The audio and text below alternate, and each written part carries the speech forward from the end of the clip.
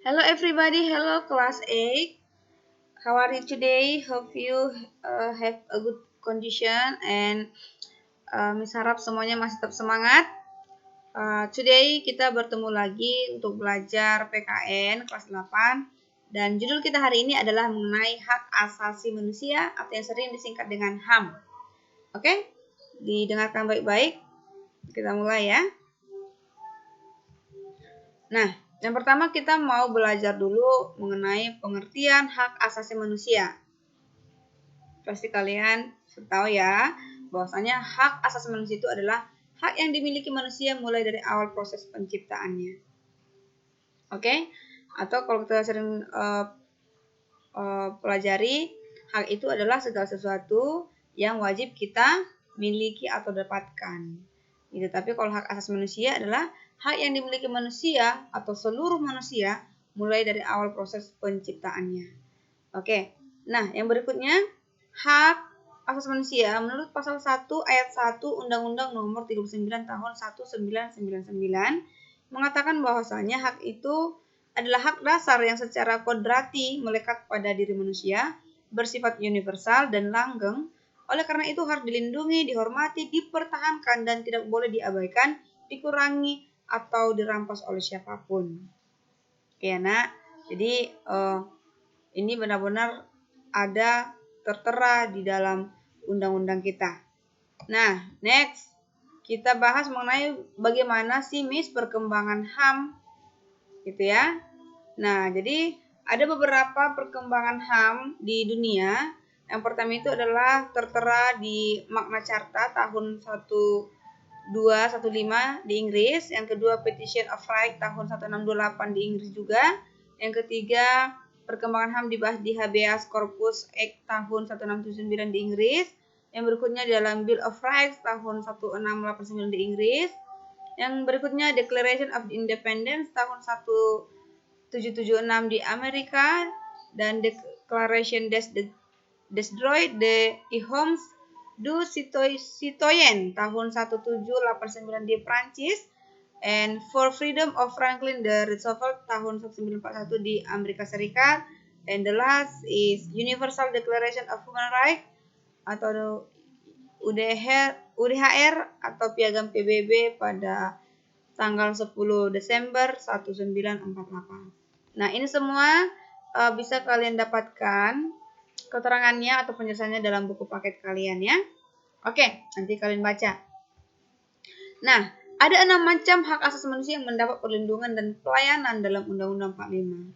Yang pertama hak asasi pribadi, yang kedua hak asasi politik, yang berikutnya hak asasi hukum, hak asasi ekonomi, hak asasi peradilan, hak asasi sosial budaya. Itu ya, 6 hak asasi yang mendapat perlindungan dan pelayanan di dalam Undang-Undang 45. Nah, berikutnya HAM diklasifikasikan secara umum juga ada 6, yaitu hak asasi pribadi, hak asasi politik, hak asasi ekonomi, hak sosial dan kebudayaan, hak mendapatkan pengayoman dan perlakuan yang sama dalam hukum dan pemerintah, yang terakhir hak asasi untuk mendapatkan perlakuan dalam tata cara peradilan dan perlindungan hukum. Oke, itu klasifikasi HAM secara umum. Next, apa sih Miss isi dari For Freedom of Franklin D. Roosevelt itu atau 4 kebebasan menurut si Franklin. Nah, yang pertama itu adalah kebebasan berbicara dan menyatakan pendapat, freedom of speech ya. Setiap manusia bebas berbicara dan menyatakan pendapatnya. Ini juga tertera di dalam undang-undang kita. Yang kedua adalah kebebasan beragama, freedom of religion ya, kebebasan untuk beragama. Yang berikutnya adalah kebebasan dari ketakutan, freedom from fear, bebas dari rasa takut. Jadi setiap oknum, lembaga atau orang yang menakut-nakuti atau mengintimidasi itu bisa terjerat pada hukum ya. Dan yang terakhir adalah kebebasan dari kemelaratan atau kekurangan, freedom from want ya. Oke, jadi tidak diperbolehkan ada orang atau pihak yang berusaha untuk membuat masyarakat atau manusia lain dalam keadaan melarat atau kekurangan.